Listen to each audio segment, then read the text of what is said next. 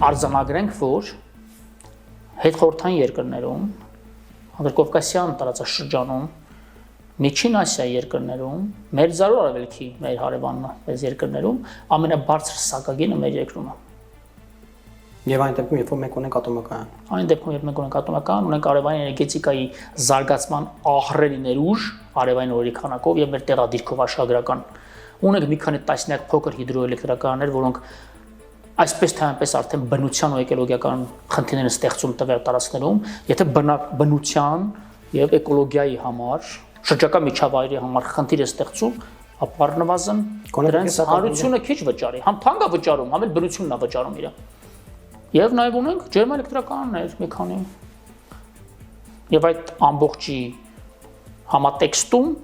այն սակագինը, որ այսօր ունենք, եւ մեր քաղաքացին վճարում այդ սակագնով, որպես քաղաքացի գնահատեմ արդարացիչ է։ Հավանիչ տեսանյութը եւ բաժանորդագրվիչ նորությունները բաց չթողնելու համար։